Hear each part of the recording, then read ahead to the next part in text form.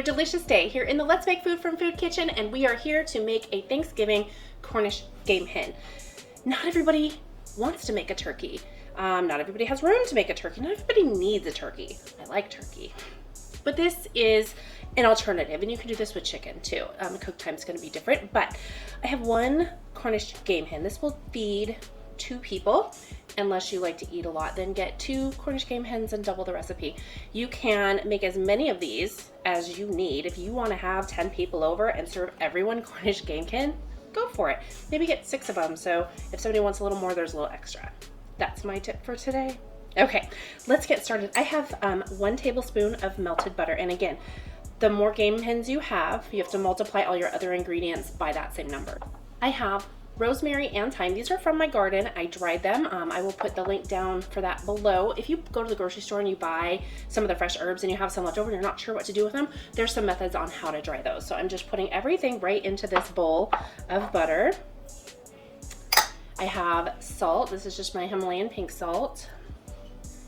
And it's salted butter too, which is why I don't use a lot of salt. And then this is orange zest.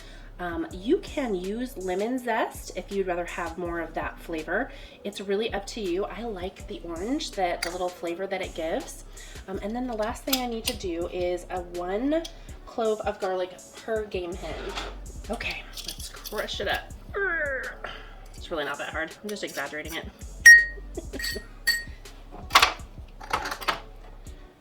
Okay, I'm gonna take my bowl and just kind of stir it up with my food brush. This pan already has some ridges on it.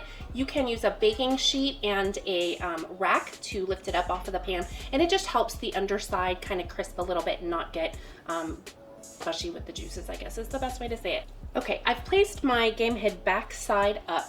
I want to just coat the back side with my mixture here as evenly as I can get it. Once we have that side coated, we're just going to turn it over just like that and continue the process. Make sure you get the legs and the wings. I know there's not a lot of meat on the wings, but it can be really tasty. Okay, my oven is preheated to 400 degrees. I'm gonna put it in there. I'm gonna start checking it at 35 minutes, maybe 40. The size of your game hens and how many you're baking and how close they are together in the pan are all going to be varying factors in how long this takes. So keep an eye on it. You want it to get to 165 before you take it out. Please try and make sure you have a instant read thermometer is my preferred for things like this. But if you have a slow one, that's fine too. I'm gonna stick this in and I'll see you in a little bit. All right, take a look at our game hen. You'll notice I did go ahead and tie the legs together. They were just out too far and I didn't want them to burn. The tips of the wings crisp up, and that's typical because they're so small. So I'm gonna go ahead and transfer this over to my plate.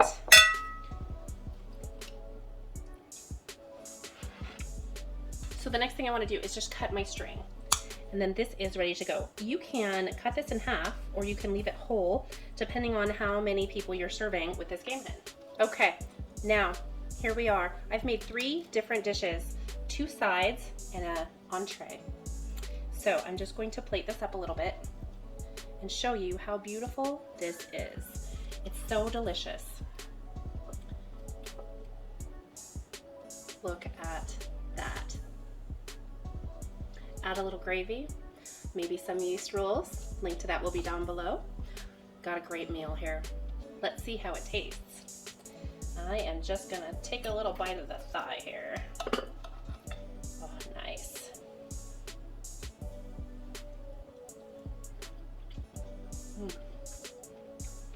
Tender, flavorful, delicious. Very, very, very good.